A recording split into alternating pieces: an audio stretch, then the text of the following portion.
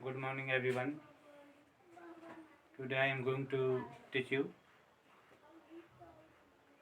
नेताजी का चश्मा, क्षितिज भाग 2। सबसे पहले लेखक परिचय, लेखक के बारे में जानेंगे। तो नेताजी का चश्मा, इसके लेखक हैं स्वयं प्रकाश जी। उनकी यह बहुत बढ़िया कहानी है। स्वयं प्रकाश एक सुप्रसिद्ध कहानीकार हैं। इनका जन्म 1947 ईस्वी में मध्य प्रदेश में इंदौर शहर में हुआ था। ये मैकेनिकल इंजीनियरिंग की शिक्षा प्राप्त करने के बाद औद्योगिक संस्थानों में सेवा कार्य करते रहे। सेवानिवृत्त होने के बाद भोपाल में वसुधा पत्रिका का संपादन भी किया। वर्तमान में भी यही कार्य कर रहे हैं, यानी अभी भी इसी कार्य में वह लगे हुए हैं। इन्हें अनेक श्रेष्ठ कार्यों के लिए पहल सम्मान, वनमाली पुरस्कार तथा राजस्थान साहित्य अकादमी पुरस्कारों से सम्मानित किया गया है। अब देखेंगे स्वयं प्रकाश जी की कौन कौन सी रचनाएं हैं। इनकी प्रमुख कहानी संग्रह हैं, जिनके नाम हैं सूरज कब निकलेगा, संधान, आएंगे अच्छे दिन, भी, आदमी जात का आदमी। यह उनकी रचनाएं हैं। अब देखेंगे स्वयं प्रकाश जी की भाषा शैली कैसी है। स्वयं प्रकाश जी ने अपनी कहानियों में मध्यम वर्गीय जीवन की अद्भुत झांकियां प्रस्तुत की है। उन्होंने जो अपनी कहानी लिखी है नेताजी का चश्मा, इस कहानी में इन्होंने नेताजी सुभाष चंद्र बोस के प्रति जन सामान्य श्रद्धा एवं प्रेम का सजीव चित्रण किया है। लेखक की भाषा जो है सरल और सुगम्य है। इनकी भाषा में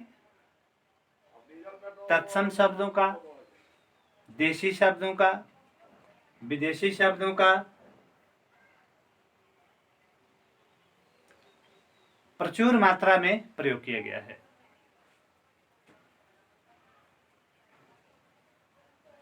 लेखक स्वयं प्रकाश जी देश के बारे में बता रहे हैं कि देश किसे कहते हैं, देशभक्ति किसे कहते हैं। ठीक है, तो स्वयं प्रकाश जी कहते हैं कि सीमाओं से घिरा होने से ही कोई भूभाग जो है देश नहीं बन जाता। मान लेते हैं कि आप जिस गांव में रहते हैं उस गांव के सीमा जहां समाप्त होती है और दूसरी गांव शुरू होती है, चाहे वह उत्तर दिशा में हो, दक्षिण दिशा में हो, पूर्व दिशा में हो या पश्चिम दिशा में हो, आप जहां रहते हैं जिस गांव में, उस गांव के अगल बगल जो गांव होंगे वो पड़ोसी गांव बोलते हैं। तो आपकी गांव की सीमा जो है वहीं कहलाती है। आपका राज्य है, जिस राज्य में आप रहते हैं, तो जहां आपके राज्य की सीमा समाप्त होती है और दूसरे राज्य की सीमा शुरू होती है, उसकी दिशाएं उत्तर, दक्षिण, पूर्व, पश्चिम जो भी हो, वहीं उस राज्य की सीमा होती है।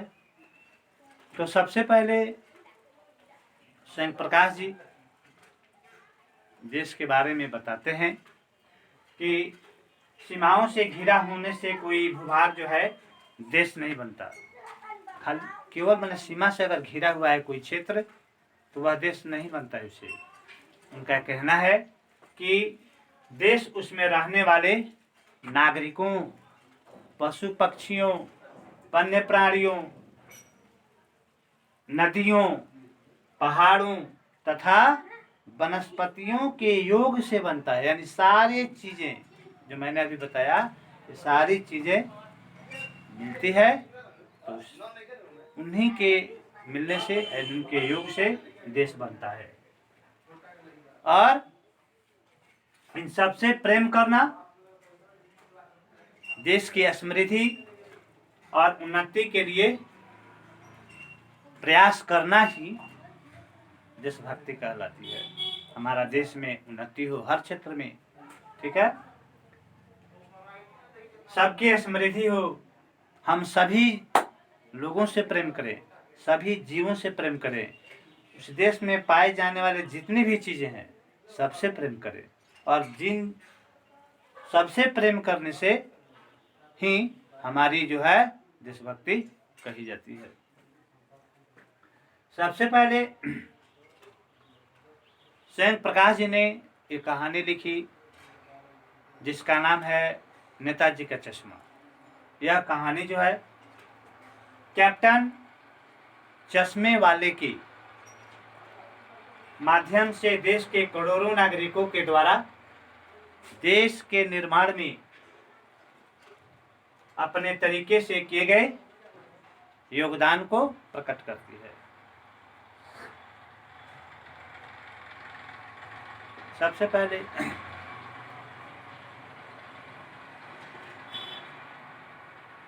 नेताजी सुभाष चंद्र बोस जो थे आजाद हिंद फौज के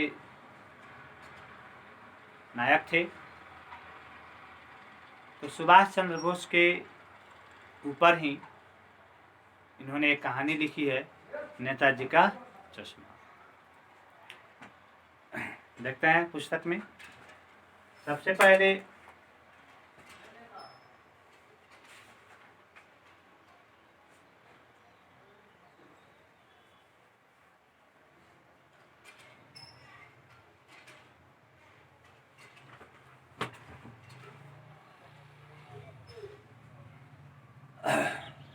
हवलदार साहब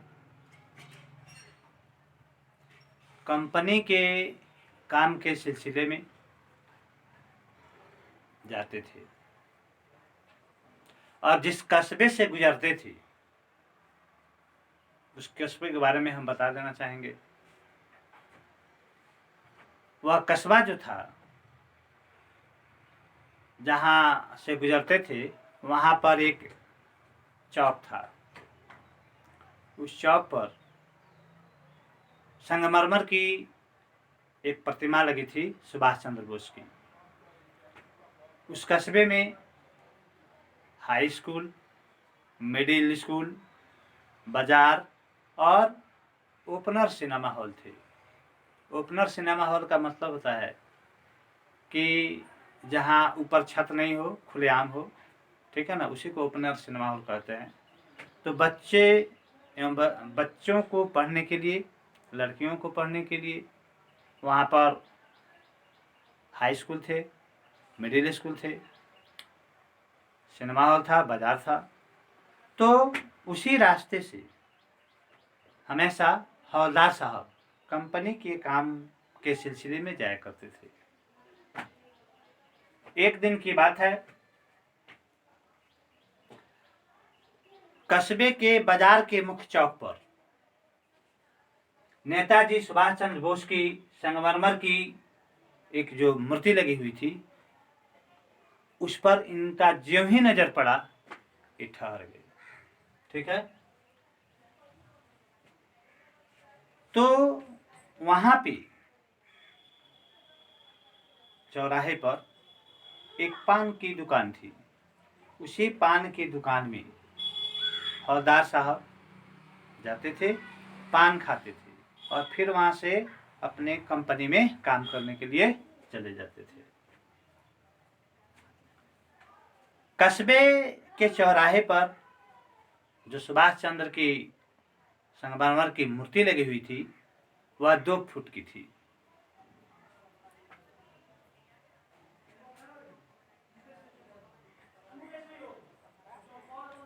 मूर्ति जो संगमरमर की लगी थी चौराहे पर, इसका जिम्मा वहाँ के हाई स्कूल के एक मोतीलाल जी थे, डिजाइनिंग मास्टर, नगर पालिका की ओर से उन्हीं को सपुर्द किया गया था बनवाने के लिए। अब उन्होंने क्या किया, जल्दबाजी में, ठीक है ना, वहाँ पर इस काम को करा दिया। ठीक है, तो जब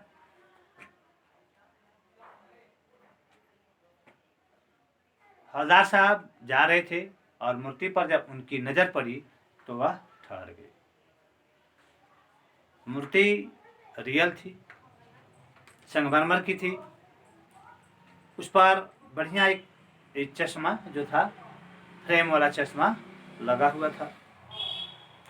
वह मूर्ति पर ध्यान दिए तो वह कहे कि मूर्ति तो रियल है, चश्मा भी रियल है, लेकिन संगमरमर की मूर्ति है, लेकिन संगमरमर का उसमें चश्मा नहीं है। ठीक है, अपने आप मन में बुदबुदाए, फिर पान खाए और पान खा करके चल दिए, फिर अपने काम में चले गए। सेकेंड डे हवलदार साहब फिर उस रास्ते से, उस कस्बे से गुजर रहे थे। फिर उनकी नज़र जो है उस मूर्ति पर पड़ी। मूर्ति पर नज़र पड़ते ही वह चौंक गए। क्यों चौंक गए? इसलिए चौंक गए कि कल जो उन्होंने मूर्ति पर चश्मा देखा था वह चश्मा आज नहीं था। ध्यान से देखने लगे। फिर वह सोचे, उसके बाद गए पान वाले के पास, पान खाए, फिर अपने काम के लिए वहाँ से कंपनी में चले गए। इसी तरह 5 दिन, 7 दिन, 1 सप्ताह, 15 दिन पर वह कंपनी के काम के चलते वहाँ से गुजरते थे।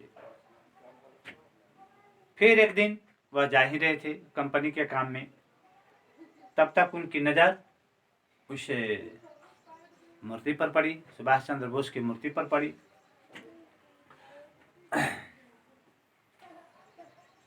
तो कह रहे हैं मूर्ति तो सुंदर थी,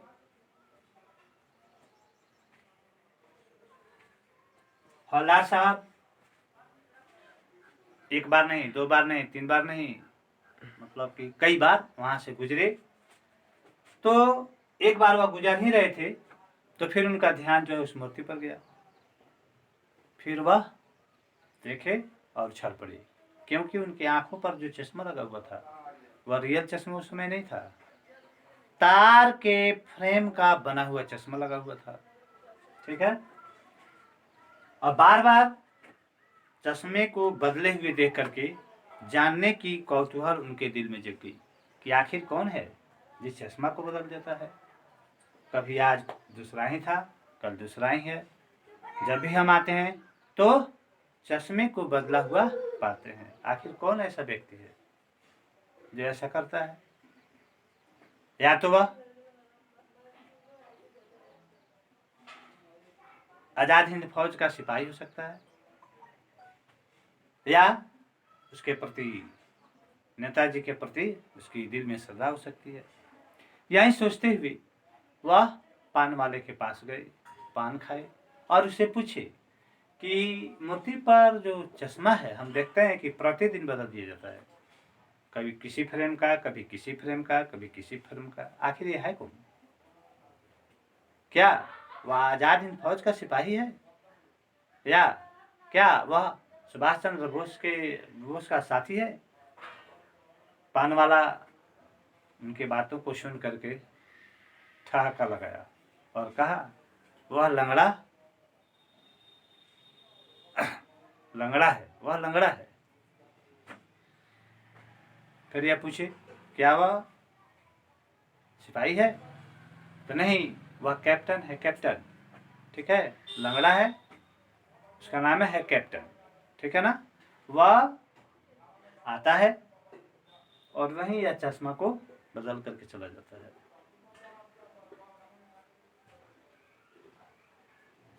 हवलदार साहब सोचे, अजीब बात है, मैं तो सोच रहा था कि या तो आजाद हिंद फौज का सिपाही हो सकता है या नेताजी का कोई साथी हो सकता है, लेकिन ये तो कह रहा है कि वह लंगड़ा है। हवलदार साहब फिर पान वाले से पूछे, तो पान वाले ने बताया कि चश्मा बदलने का जो रहस्य है वह ऐसे है कि कोई व्यक्ति जब इधर से गुजरता है तो वह चश्मे पर जब उसकी नज़र पड़ती है तो वह वैसा ही चश्मा उसे डिमांड करता है। और क्या करता है वह? कैप्टन नेताजी के मूर्ति पर लगी चश्मा उतार करके उस ग्राहक को दे देता है और फिर वहाँ पर दूसरा चश्मा लगा देता है। इससे उसकी आमदनी भी बढ़ती जाती है। जो भी पसंद लोगों को आता है तो लोग कहता है कि नहीं हमें वही चश्मा चाहिए, वह चश्मा वो उतार कर दे देता है और फिर उस जगह पर दूसरा चश्मा लगा देता है।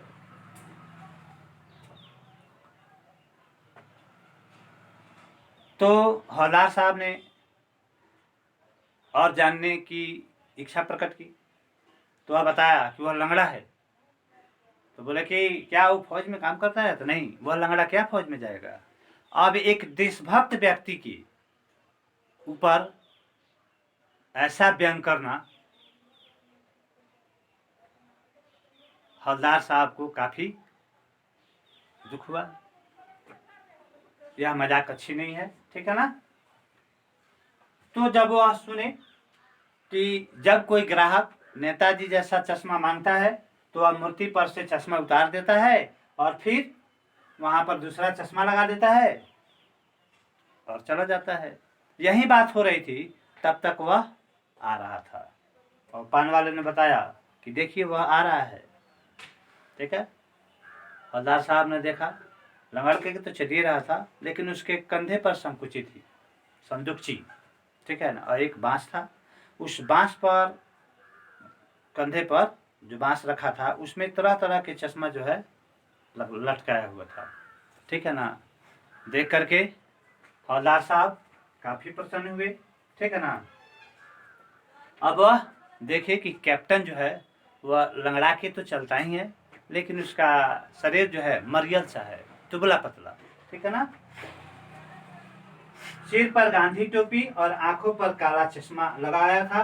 उसके एक हाथ में संदूकची थी, ठीक है ना। और मैंने बताया था कि एक बांस जो रखा था कंधे पर उसी पर चश्मा लटका हुआ था, ठीक है ना। वह फौजी के भेष में रहता था और चश्मा जो था वह आकर के बेचा करता था। 2 साल बाद फिर हवलदार साहब कंपनी काम समाज से गुजरे, 2 साल बाद, ठीक है ना। उसके बाद में फिर वैसा ही सामान्य था। फिर 2 सप्ताह बाद जब हवलदार साहब कंपनी के ही काम के सिलसिले में वहाँ से गुजर रहे थे तो अनायास ही उनका ध्यान फिर उस मूर्ति पर गई, सुभाष चंद्र नेताजी के मूर्ति पर। तो देख करके वह उछल पड़ी। क्यों? क्योंकि उस समय उनके आंखों पर कोई चश्मा नहीं था। ध्यान से पान वाले की ओर देखे कि उससे कुछ पूछे तो पान वाले का दुकान भी बंद था। मन में गुना भाग करते हुए सोचते हुए हवलदार साहब फिर वहां से अपने काम में चले गए। फिर 1 सप्ताह बाद जब गुजरे तो पान की दुकानें खुली हुई थी। वहां गए, पान खाए और पूछे कि ए आज तो कोई चश्मा नहीं दिखाई दे रहा है, क्या बात है, क्यों नहीं लगाता है? क्या करें साहब, वह जो चश्मा लगाता था वह मर गया। हवलदार साहब सुन करके काफी दुखी हुई, ठीक है ना। उसके बाद में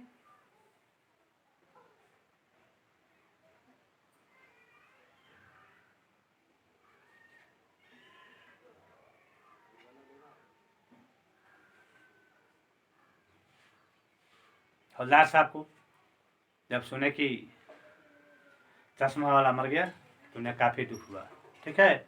और उसके बाद में वहां से फिर पान खाए और चले गए। फिर 1 सप्ताह बाद जब उस रास्ते से गुजर रहे थे तो ड्राइवर से बोले कि गाड़ी मत रोकना, चलते रहना। लेकिन जब ही गाड़ी उस मूर्ति के पास पहुंची तब ही हवलदार साहब ने ड्राइवर को कहा गाड़ी रोको। ड्राइवर ने गाड़ी रुकी और वह उछाल करके गाड़ी से नीचे आ गए। देख रहे हैं नेताजी की मूर्ति की ओर, तो वहां पर कोई सरकंडे का एक चश्मा जो है उनकी आंखों पर लगा दिया था। हवलदार साहब कहते हैं कि आज भी हमारे भारतीयों के अंदर, हमारे देश के बच्चों के अंदर देशभक्ति की भावना जो है जीवित है, ठीक है ना। तो सुभाष चंद्र बोस के प्रति उस चश्मे वाले के प्रेम के देख करके वह गदगद हुए, और जो सरकंडे का चश्मा लगा हुआ था उसको देख करके और गदगद हुए, और कह रहे हैं कि आज भी हमारे देश के नौजवानों के अंदर देशभक्ति की भावना विद्यमान है। फिर वह गाड़ी पर चढ़े और वहां से दुखी मन से चल दिए। उनके आंखों में आंसू भरे हुए थे।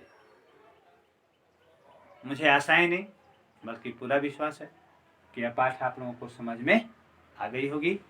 पाठ का नाम था, मैंने बताया था आपको नेताजी का चश्मा, ठीक है ना। फिर इसको एक बार अपने घर पे इसको रिपीट कर लीजिएगा लोग, पढ़ लीजिएगा लोग, और क्वेश्चन आंसर जो है सोल्व कर लीजिएगा लोग। बहुत आसान से है। फिर हम अगले क्लासों में आपसे मिलेंगे, ठीक है ना। धन्यवाद।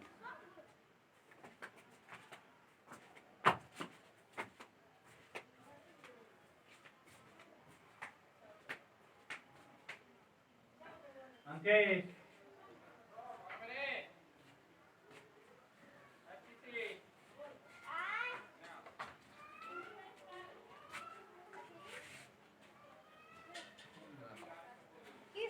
कर दो।